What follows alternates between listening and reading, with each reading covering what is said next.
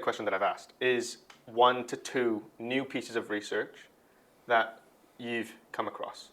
I really like a lot of Ken Clark's research, just around like sprinting mechanics and like front side running mechanics. And there's a really cool paper. I can't remember the exact name of it, but it's terms around like whip from the hip, the idea of running in a front side bias kind of way. So sort of think of it, or sprinting is typically you'll hear people talk about like splitting the body in half, and then sort of backside is what's happening in the backside of the body, front side is what's happening in the front of the body. And he was sort of looking at the differences between team sport and say an elite level sprinter, and what sort of characteristics kind of make up the difference of like what makes someone really fast from an elite sprinter perspective to a team sport perspective. And the big thing he was looking at was the velocity and the range of motion at which the thighs go through in midair. So this is what people will term as switching, or being able to switch legs in the air. And what he found was like the high level sprinters, they were able to go through a larger and much faster range of motion with their thighs in the air compared to a team sport athlete, because a lot of the time that switching sort of mechanism and being able to whip from the hip terms, like getting off the ground fast and kind of flexing the hip up nice and high from the bottom leg to get in that like front side position to be able to like switch their legs. And there's this really like the easiest graph you can kind of look at it on there is he's got elite level sprinter, and it's got the graph showing like the range of motion the thighs go through, but also the speed. And the range of motion's really big, but also the speed is really spiked. So it's meaning that they're able to like reverse their thighs really, really fast because it's coming from that nice front side, like big sort of thigh block at the front kind of position. Whereas a team sport athlete, for the most part, and this is, I suppose, a little bit more general, who's maybe only able to hit 8-9 meters a second, which in the grand scheme of things isn't elite fast compared to a track athlete. Team sport is still fairly quick. Their range of motion through the thighs was a lot smaller, and they're not able to peak the way that they switch their legs. So if you look at the graph, it's a little bit more of a wave in terms of the way they switch their legs, whereas the elite level sprinters, like they're able to like really spike in terms of the speed that they switch their legs in the air. Okay. Yeah. And drill-wise, how would you target that? Yeah, so drills are a funny one. I think if you're working with a high-level sprinter, athlete, even team sport, drills aren't going to do much. They're more used as prep, as an extended warm-up that's starting to get closer to sprinting. I also value them for a way to get some really good ground contacts in at a good velocity, and you can get some kind of lower level adaptations without feeling like you need to give someone another 2, 3, 4, 5 reps of high intensity sprinting. But I think for a novice and someone just coming into, okay, let's start to work on some running mechanics and positions, they can be of value because it just starts to expose people to feelings and positions that we'd want to be in when they are starting to hit top speed. It's up to us as the coach or the practitioner to be able to connect the dots and relate this drill to how it's going to help them in top speed running. Because I think we've all probably seen an A skip before, or a form of an A skip. And typically team sport environment, you send your athletes out, all right guys, A skip, but no one really has any idea why they're doing it. And of course the athletes are going to find it really hard to connect the dots between what an A skip is and does to how it kind of connects to top speed sprinting. So to go back to your question, I kind of break my drills down into 3 categories. So first one being cycle. So being able to kind of work on that inherent cyclical nature of sprinting and how we go through a nice high heel recovery into that sort of front side position to like whack the ground from above, so to speak. Second category being switch. So like we're sort of touching on before, that ability to switch limbs in the air really fast. and then the third one being bounce. So being able to have stiff contacts on the ground, being able to have stiff landings and feel like you can bounce off the ground.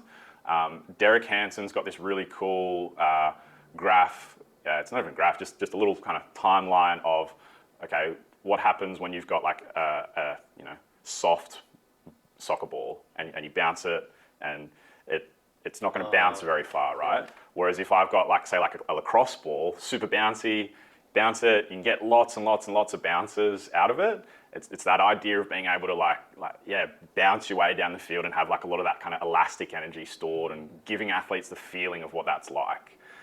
Yeah. So that's kind of how I'll break my drills down, and that's how I'll communicate it a lot of the time to the athletes, and then we start to just let the athletes feel what it's like to kind of connect the two together. Yeah.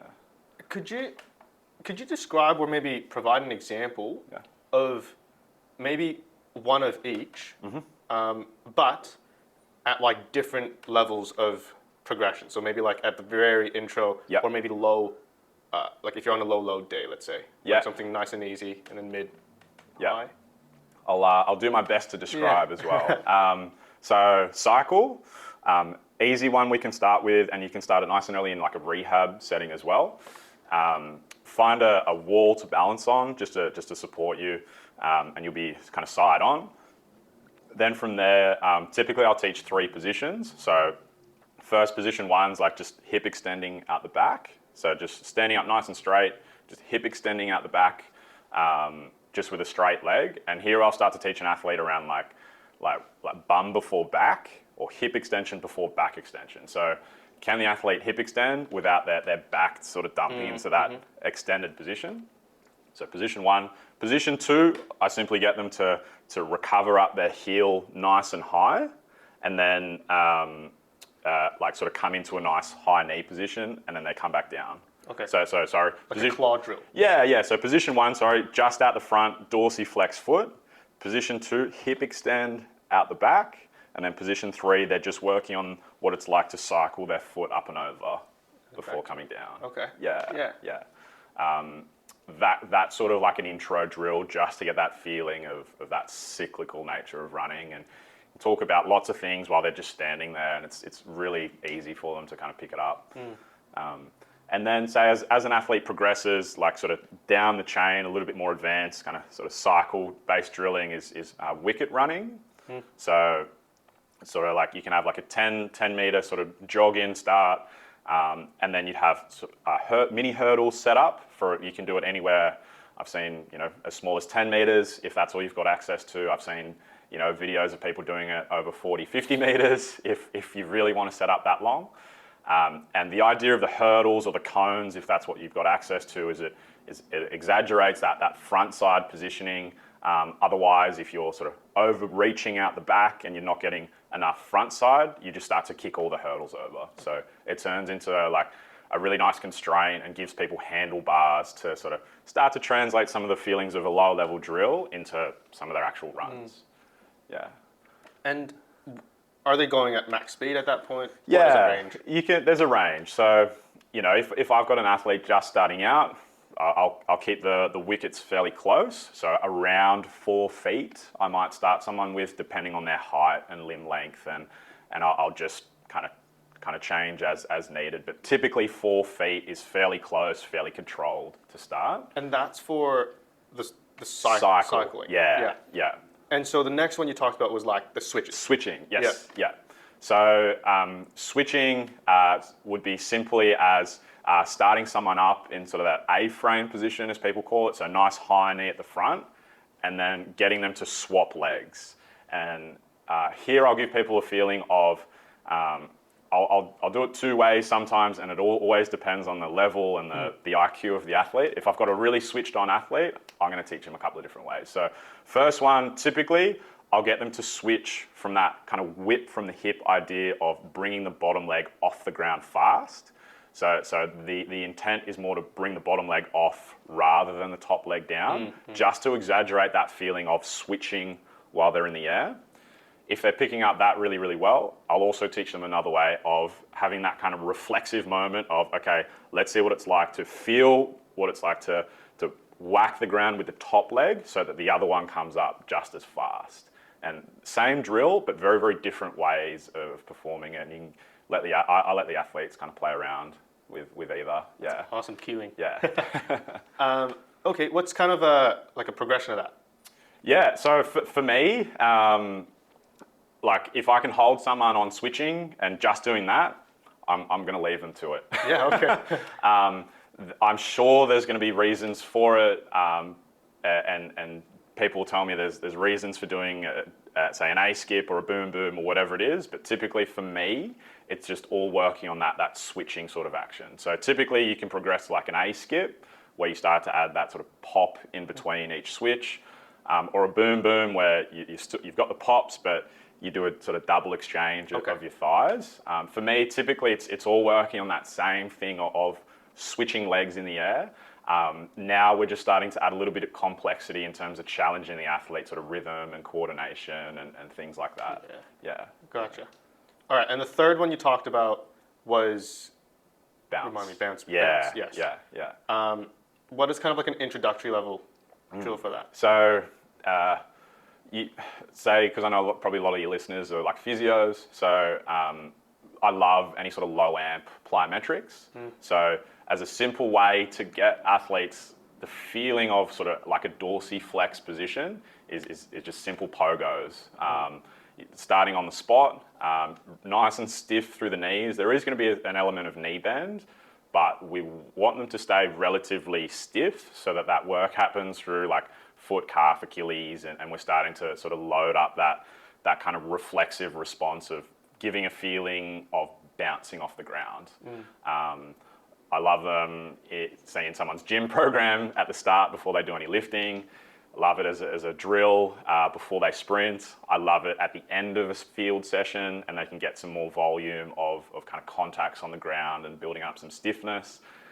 You can do it in different directions, so typically like forwards, backwards, sort of then left and right in that kind of frontal plane. Single leg variations to make it a little bit more run specific. Just anything to do with kind of that inherent pop we want them to feel. Yeah. Okay. Yeah. And then progressions of that, what would that include? Yeah. So like I was saying, so say if we start off kind of bilateral with 2 feet, nice and stiff landings, you can progress like height very easily. So you can start someone off very low amplitude, just get them, a couple of inches off the ground. But as someone gets, a little bit more coordination around that feeling of pop and bounce, simply going higher. You can go into single leg variants where you might get to start them to alternate legs, or you get sort of 2 contacts each side, alternating through.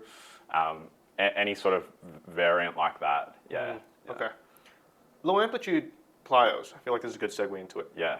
I was reading up on it on the Sportsmith. If you don't know about it, go on and read it. But I remember them kind of classifying them into 4 different types. Okay. Right. There's like your pogos, your jumps, hops, and bounds. I think I got that correct. I believe the jumps and the pogos are bilateral and the hops and bounds are unilateral. Yeah. But I guess the struggle I'm finding is kind of how to program that, or like where does that sit in, say, rehab, or if not even in rehab, just in a general performance setting as well. I guess to clarify that question, when you're looking at a program throughout a season, you've got preseason all the way to finals. Yeah. Where does that come in? And what is like the prescription like? Yeah. So very, very open question. That's cool. I think I like to think of my jump prescription as well as like we use our Plyometric Continuum at Athletes Authority that I'll give Lockie all the credit for. It's unreal. So I'll kind of touch into that, and then I'll put my own little bit of flavor on it as well. So typically, if we get a new athlete in, or say a rehabbing athlete, we'll start people off with sort of a phase 1 called eccentric absorption, where we simply start to get the athlete used to good landing positions and being able to absorb force really, really well. Like to produce force repeatedly, we need to be able to absorb it. And from a rehab perspective, ACL, like we're regaining some of that motor control for some of those positions we want to be in when it comes to landing. So typically, it's gonna depend on the athlete. So if I get a new athlete in, they might start off simply with some tall to short landings. So up on 2 feet, down on 2 feet, just practicing that bottom position. They might be on that for a week. Yeah. Pick that up, sweet. From there, typically we move on to concentric development, where we start to bring in some form of force production, where like it could be something in terms of like a box jump, where like we'll get the athlete to come down, pause, take out that kind of stretch, short and elastic sort of tenderness response, and then jump up to the box. Could be something like a broad jump, same again, come down, pause, but now we're changing vectors and we're going horizontal. We'll also, if it fits into the program and that's what the athlete needs, potentially some frontal plane or lateral based plyometrics, so something like a lateral bound, so coming down, like loading up through the hip, pushing out laterally and landing on the opposite leg. And then we've got our rotational plyometrics, which come in a little bit later. Then from there, we go into jump integration, where now we're starting to piece the puzzle of, we'll start to bring in a little bit more of that elastic response. So rather than coming down and pausing, that they sort of load up and then spring straight away. So it can continue them on like with a box jump, or if they're going into a hurdle jump now. So now they've got to have a higher distance to absorb that landing force, whereas a box kind of takes out some of that landing force. Just as a very basic example.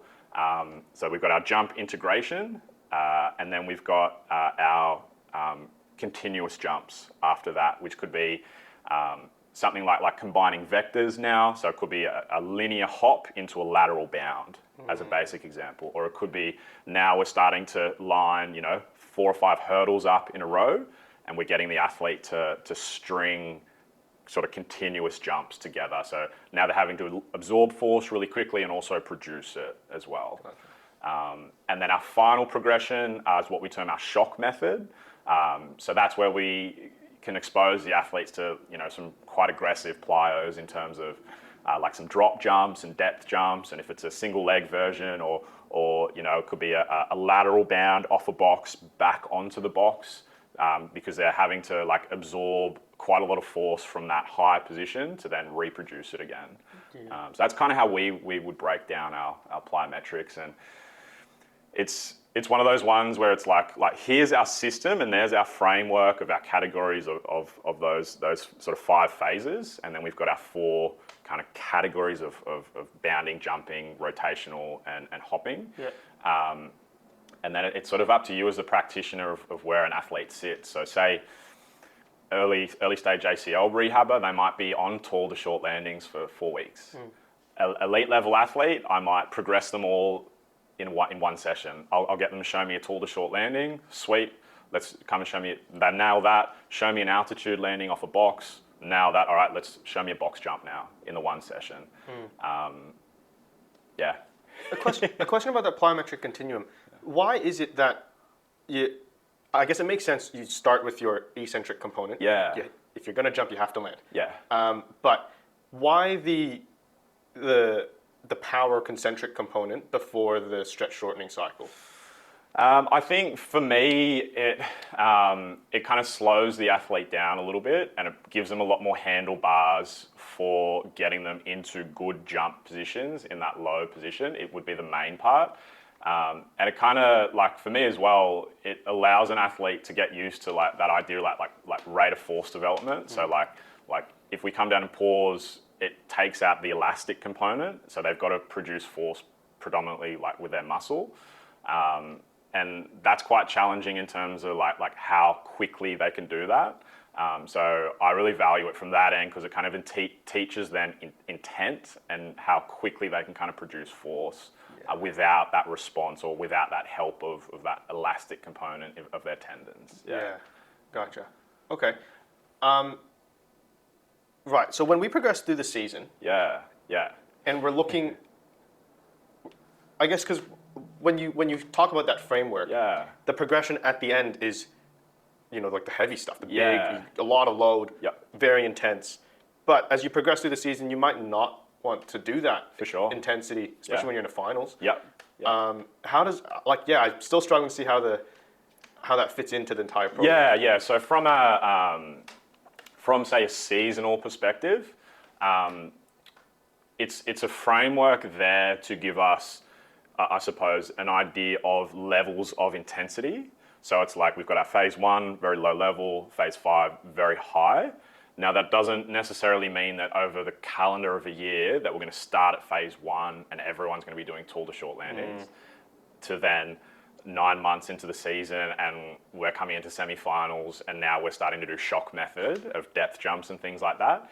It's simply there to give us a really clear framework as to how and when and what options we have to progress our plyometric training. Because I think plyometrics, it's really easy to see something on Instagram, and I think Lockie's got a post again where it's like, what's the game at like Time Zone where it's like it's the claw thing and then it comes down and picks something up and then it pulls it up. Yeah. I feel like that can be a really common way people will prescribe their plyometrics in terms of like, okay, like this one looks good, let's try this.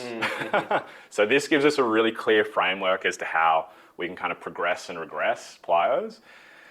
And then honestly from there, it's like, it's up to you as the coach to kind of see where we need to push and pull an athlete. And, that's not to say that, again, like, let's say we progress through these phases and we're at the bottom. That's not to say that we don't spend some time on concentric development again or jump integration again. It's there as a framework as to like, okay, we've done a bit of time here. I feel like we can get more out of, our concentric development or our sort of squat jump numbers in the gym. Let's do a bit more work here. Or I can see they're kind of lacking, like say an RSI score or something like that. Let's do some more kind of elastic sort of exposure, whether it is a shock method or it is those sort of low amp pogo sort of stimulus. One more question on this topic here. From a rehab perspective, let's say from what you've observed, maybe.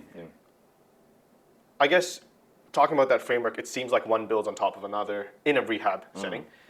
Do they continue? Are they building blocks, or is it more one phase transition to the next? So I guess the example would be you're doing your pogos, and do you then add like your box jump on top of that, or is it a transition? All right, we've ticked that box. Let's do this. Yeah, really good question. If let's say I am all the way down in phase 5, and I'm an elite level athlete, there is absolutely nothing wrong with potentially spending some time as well in phase 2 or 3, or even 1. Not that would happen very often. But yeah, typically it won't be a case of, okay, you've ticked everything off phase 1, let's go to phase 2. There'll be this systematic approach to start to entwine our kind of phases together, especially when we bring the vectors into it.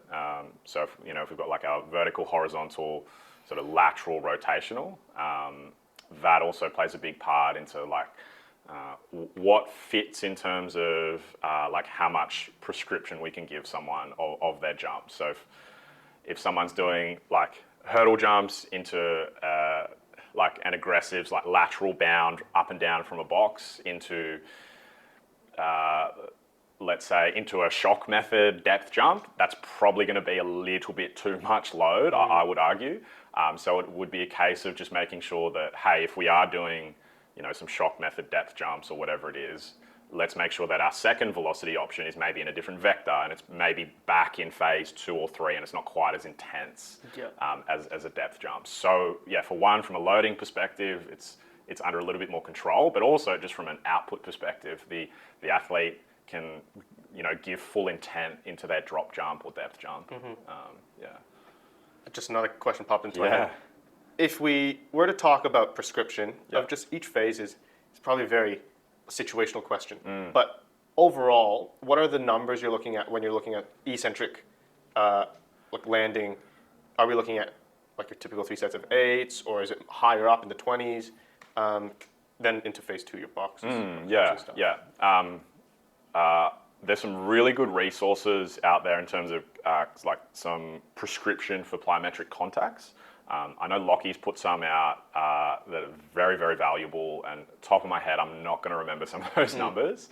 But as a general rule of thumb, typically for like some of your eccentric absorption work, it can be anywhere from sort of 2 to 3 sets of 5. Okay, so lower. Something around that end. But then I'm also a big proponent, say if we go back to that, the low amplitude plyos, that being a little bit more extensive in nature. So you know, reps of up to 20, 30, potentially even 40, sort of low amp plyos, just to, you know, give calf, Achilles, shank, just that really good adaptation. And I think another thing too is like, just thinking now, like our adaptation to plyometrics is not something that happens quickly. I think that, you know, we can see some really good strength gains week to week, say from a gym lifting perspective, and you know, then from that you can start to see, you know, potentially some hypertrophy gains and things like that, you know, very slowly again, but it's still there. I think from a plyometric standpoint and what happens like physiologically, I think that takes a really long time. You know, it's from tendon remodeling, like if it's after, you know, some sort of tendon injury, rupture, etc. I think that stuff takes a long time. And yeah, it shouldn't be necessarily underestimated. Yeah. Cool. Thanks for sharing all that knowledge about plyos. Let's switch gears a little bit. Yeah. So just to preface kind of where these questions are these next 2 questions are coming from, I have been making like a program, an S&C based program, not a rehab program, kind of under like the mentorship of Toby Banfield. Great. For the volleyball club. So we're starting it now. Actually, this was our first week in preseason, and it's going to carry us through our entire season, which ends in about June, July. The question that I had when I first made the program was, where do I even start? Like, I didn't have a structure in my mind. Now I do, but we'll talk about that a little bit later. Yeah. But like, I don't have a structure. At that point, I didn't even have a timeline. I didn't know when finals was. Didn't know how many players were on the team. Yeah. Didn't know the players on the team. It's like, but you want to make this program kind of just to get yourself going. So where do you start? Yeah, I think what sort of level?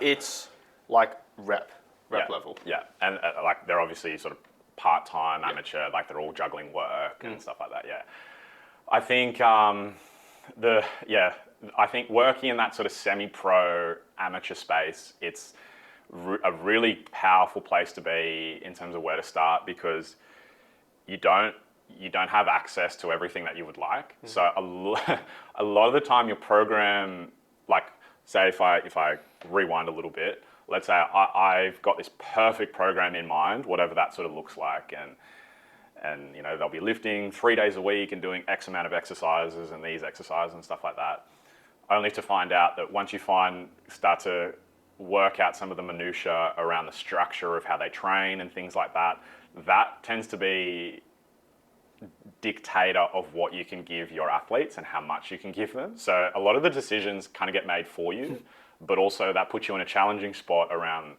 you kind of got to work out how to give people what they need within those constraints. So let's say, for example, how often do they train at the moment? Or will twice they train? a week. Twice a week. Will they lift on both days? So they're lifting 3 days a week. Okay. But we only have access to the gym on 3 specific days because we're using the uni gym. Yeah. But they're only giving us access on Tuesday, Thursdays, and Fridays. Yeah. So our training days, whether that aligns with that or not, was not up to us. Yeah. Okay. Great. Okay. So that's probably helpful, if anything, potentially that it's away from your court sessions, because a lot of clubs and sort of teams in the amateur space, because they're constrained by time, a lot of it, they'll say be on court for an hour 15, hour and a half, and then they've got to go and lift after. And how much can you squeeze into that time after can be really challenging, because they've just been on court for an hour and a half, and they also need to get home to family, or they've got study externally, or work and life stress and things like that. And then the other part of it is, you know, a lot of teams in that semi-pro amateur space, they might not have great facilities. I sort of remember working at Spirit FC. I had to fight tooth and nail to simply start to get access to like resistance bands, so I can get something going. And then on top of that, so there's my decisions made for me. I've got resistance bands. What can I do? Then on top of that, it was like, okay, well, let's get some kettlebells so we can actually start to get some load into these plays. So a lot of that sort of stuff around what you've got available from an equipment perspective also makes some decisions for you. So you've got a gym access. A uni gym, a nice uni gym. Great. Yeah. And then are you going to be coaching the sessions or? So the first week now, I'm walking them through because a lot of them wouldn't know the terminology. Yeah, for sure.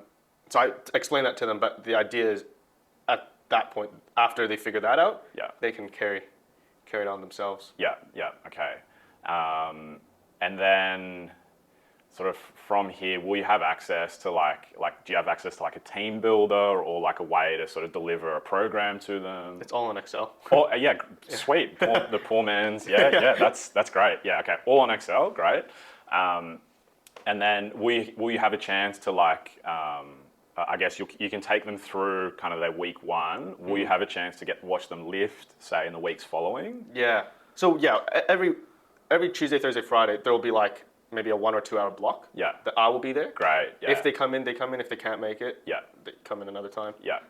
But our structure is 4-week blocks. So with Toby, how he kind of guided me was the first block is what we call accumulation. So kind of building up volume and capability. Yeah. And then the next one is intensification, where we kind of ramp up load and intensity, really. And then after that, the third one is realization. So kind of all the quick stuff. Yeah. Drop the load, but a lot more jumping and stuff involved. Yeah.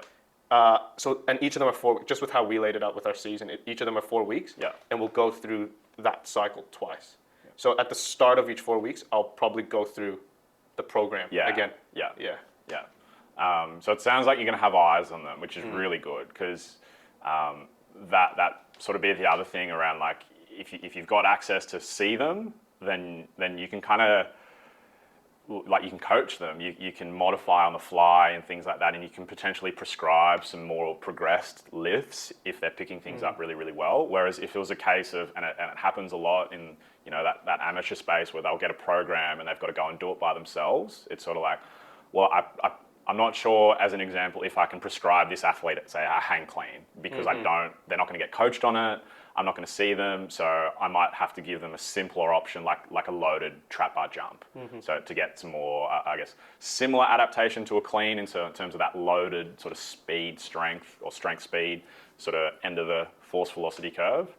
But they can do it and they can feel like they're progressing without trying to teach themselves how to clean. Yeah. Okay, gotcha. And so I guess how you answered that was more like the surrounding really dictates how you start. Big time. Thing. Yeah, because I don't want to come in with this perfect plan only to find out I've got one barbell for 20 players and I've got the gym floor size is 20 meters long by 3 meters wide in a corridor or something like that, because all of those sort of components end up making your decisions for you. And it's a good challenge if that happens, because it forces you to think outside the square a lot. Yeah. You, however, now are working in a very professional facility. Yeah. Also with a pro team. Where do you start when you make your program now? Say if I get a new athlete in, so all of our athletes will go through performance testing. So with Adam Wiley, he's our gun sort of sports scientist. And that'll cover everything from, we use a lot of Vold equipment. So we've got human track, which is essentially like a movement screen in front of a video camera. I don't prescribe off it heaps, but it can just start to flag, some mobility deficits or like between limb asymmetry from that side of things. Then we'll go into sort of our velocity testing. So we will go through a squat jump and counter movement jump, and we'll pick up their sort of eccentric utilization ratio between the two there. We also go through different vectors of jumping. So we've got our vertical with the counter movement jump, squat jump. we'll go through hop and stick, so we're getting that horizontal, lateral bound, so we're getting that frontal plane, and then a 3 hop for distance, where we're starting to get a little bit of that kind of elastic component in that horizontal sort of plane. And we've also just added in a drop jump to our testing battery to see that kind of stiffness score, that relative strength index. From there, we'll go into a isometric mid-thigh pull, just a nice, safe one to get some max strength numbers from our athletes. And then we've got our more isolated muscle strength testing. So we've got, again, with the Vold suite, our Nord board, so we can get some isolated hamstring numbers. And then our force frame, we'll get a hip adduction, abduction strength, so we can see some groin and lateral hip strength. And then we'll finish off on the bike, and they'll go through it's a 3-minute aerobic test just to extrapolate a VO2 that's somewhat accurate, not quite as good as like a Douglas bag or something like that, but it gives us some numbers to prescribe off if, say, we've got an athlete who needs to do some off-feet conditioning. Gives us some numbers to prescribe off and gives us a bit of a measure of where their fitness is at. Yeah. So kind of getting a base measure, essentially. Pretty much, yeah. So it'll be big base measure of where the athlete's at. So that's our sort of testing side of things. And then from there, obviously I'm looking at that, but the biggest part for me is I'm early on just trying to connect with the athlete, what sport they play, and then back of my head working out the demands of that sport, what the athlete feels like they need to work on, because I think we can have all these numbers and data behind us, but an athlete's also going to want to have a bit of their kind of say into what the program or what they feel like they need to be working on. So I like to kind of touch heavily into that side of things.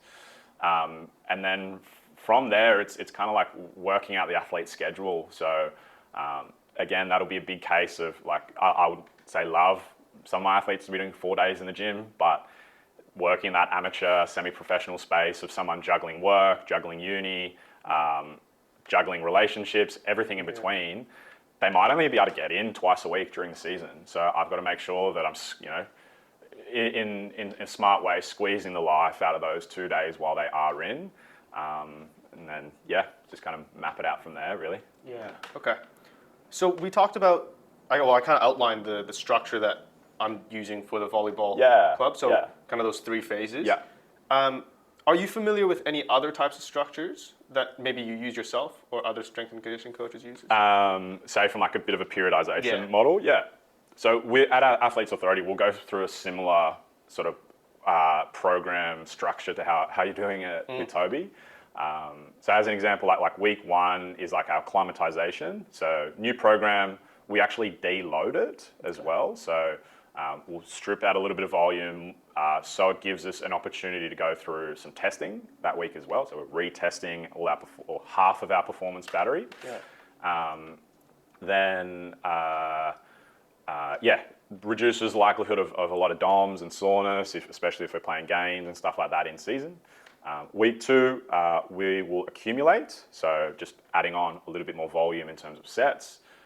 Then week 3 will be our intensification 1. So we start to strip away a little bit of volume in favor of a little bit more sort of strength and getting them to chase a little bit more kind of load. Week 4 will typically be the heaviest week of the block. So intensification 2, where same again, just instead of sets of 4, we might take them down to sets of 3 or 2 or even a single if the athlete's ready for it.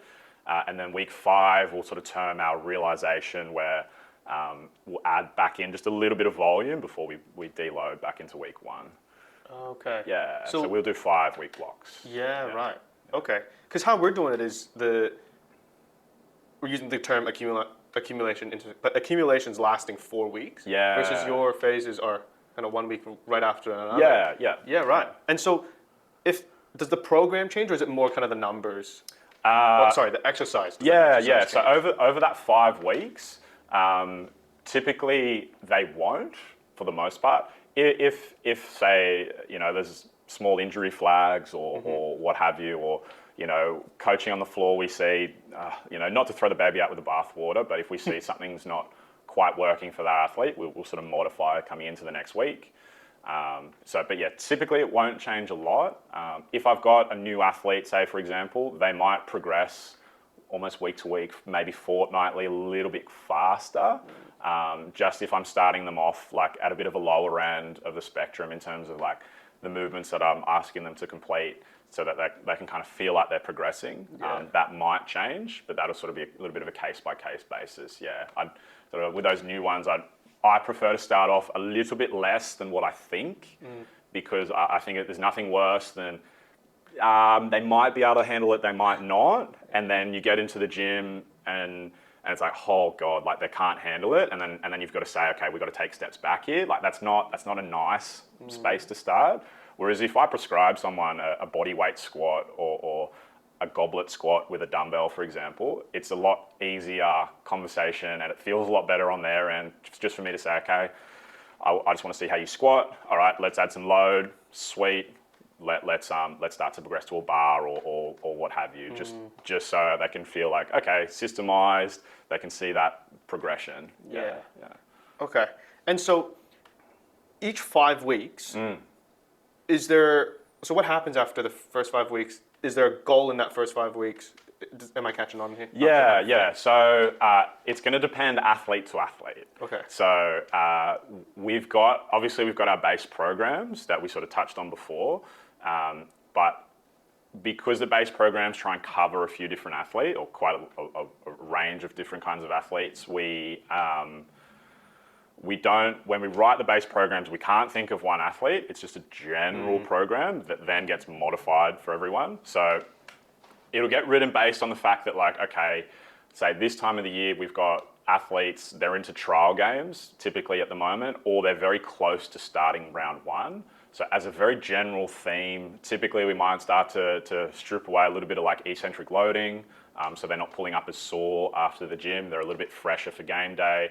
Approaching games, we might start to, I like to think of off-season, like we're building a bit of capacity in certain areas, and then as we get closer to the season, start to sort of sharpen the sword, so to speak. So that's where I might contrast movements and say, that A1 might be let's say a box squat as an example, and then that A2 is some sort of velocity-based movement in that same vector, so like a box jump or a hurdle jump or maybe some continuous hurdle jump. So that's so that idea of post-activation potentiation. They're going through their heavy lift in that sort of vertical vector, and then sort of rest 2-3 minutes roughly, if the athlete has the time for it.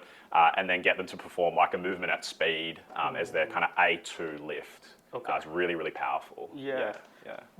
So I'm not sure what the term is, but so there's A1, A2, and B1, yeah, B2. like sequencing. Sequencing, that's it. Yeah. You've just mentioned one way to do it, like the post-activation potentiation. Yeah.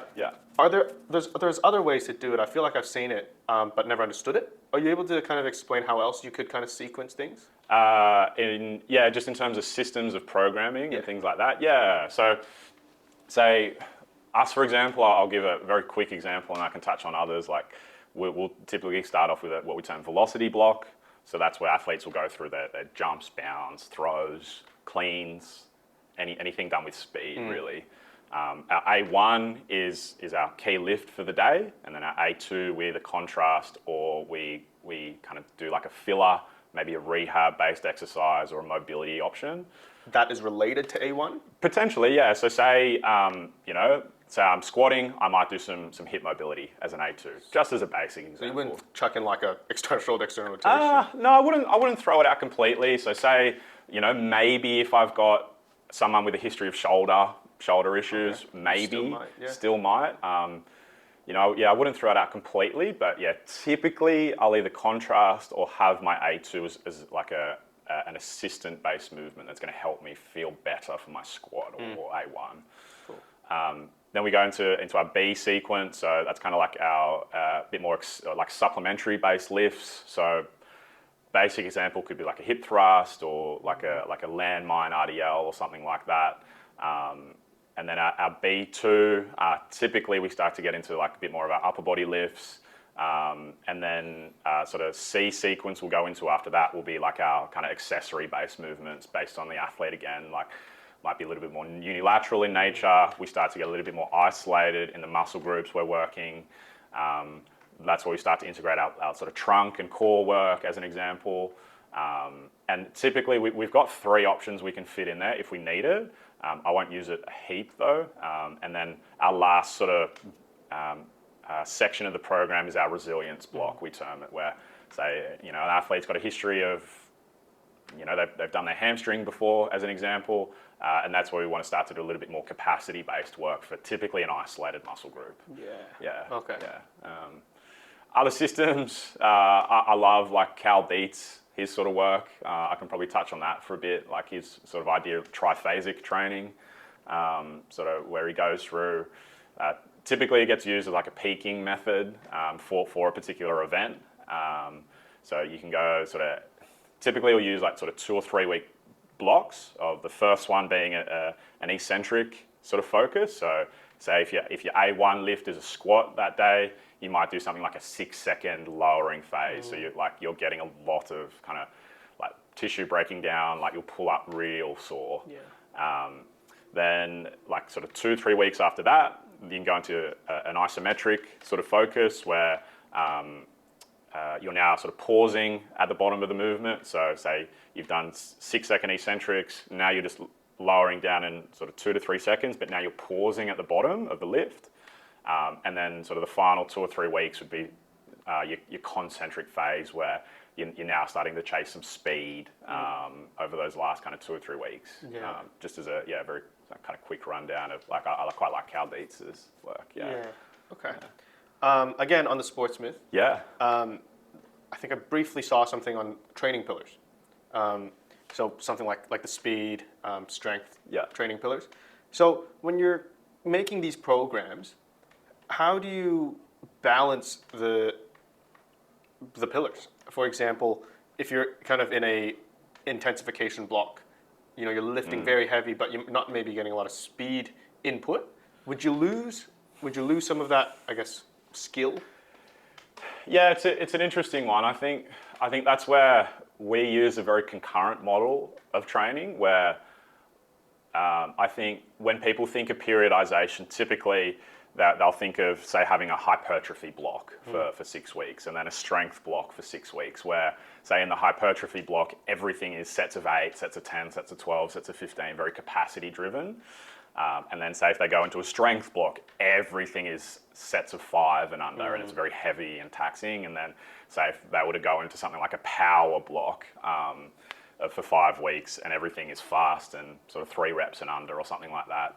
So from our perspective, like if you approach training that way, and typically, I know Lockie says it in team sport, like if you take something out, they're going to lose it real fast. So if we're in, say, a hypertrophy block, we're going to lose max strength. We're going to lose power and speed, exactly what you say. And then if we go into strength, like a strength focus, we're going to, maybe not atrophy, but we're going to lose elements of that kind of maybe some hypertrophy stimulus, and there's less focus on the speed side of it as well. And then same again, we go into, say, a power block, we're not getting exposed to max strength, we're not getting exposure to any kind of hypertrophy at all. So yeah, to come back, like we really believe that it's important for a team sport athlete to have this concurrent model where you can have exposure across kind of, I suppose, all 3 of those, where we've got our velocity block at the start, where we're doing our plyometrics, we're doing our light implement power, we're doing our heavy implement power, and we can give athletes exposure to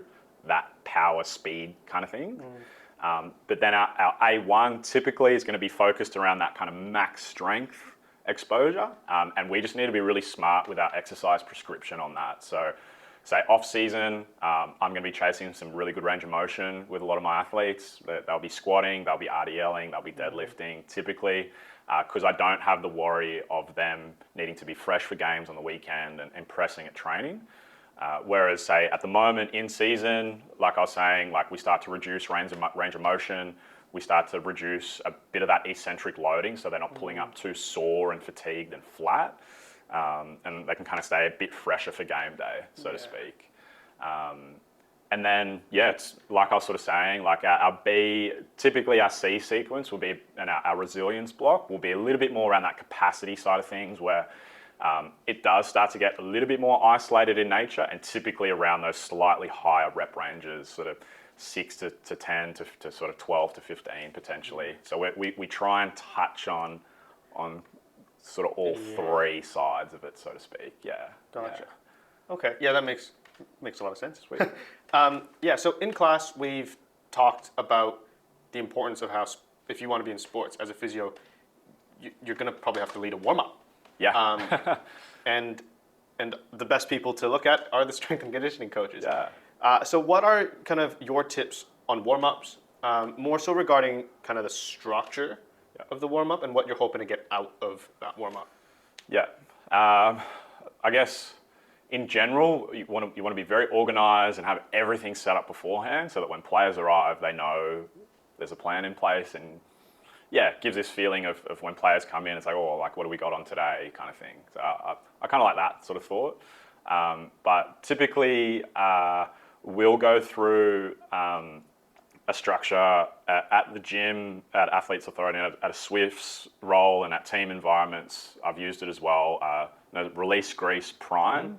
So depending on, it's all going to depend on your constraints of time, but typically we'll start off like with a release component, around 3 to 5 movements, typically based around just increasing range of motion around key areas that you're about to use coming into the session ahead. So mobility. Yeah, mobility. So if you look at like Mike Boyle's like joint by joint approach, like if it's like T-spine mobility, hip mobility, ankle mobility, like just different options that look to target range of motion, mobility. It's not too aggressive to start with. It's generally where we'll start.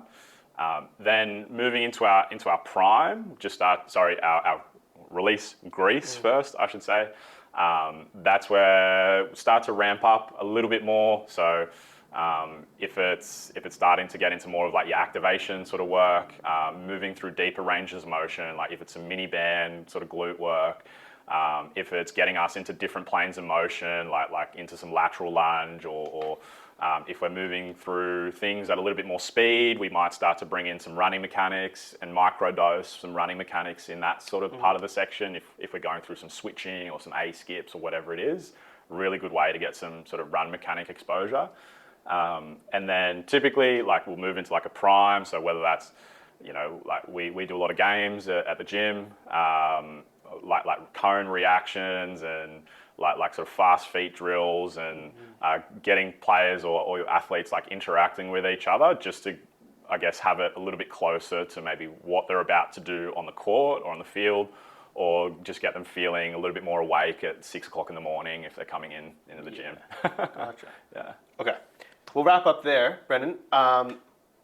Just before you head off, though, do you have somebody that you could refer onto the podcast who you think you'd be willing to share some knowledge? But before you mention this person, you might have to get me in touch with them. Yeah. Physio or S&C or... Either or. Yeah. I'll put you on a Sebi, my physio. That'd be the one for you to chat to. That'd be awesome. Yeah. I'm keen for that. Yeah. All right. Thanks, Brendan. Thank you so much for your time. Pleasure, mate. Learned so much from you, man. Easy. So it's great connecting with you. Likewise, mate. Thanks, Brendan.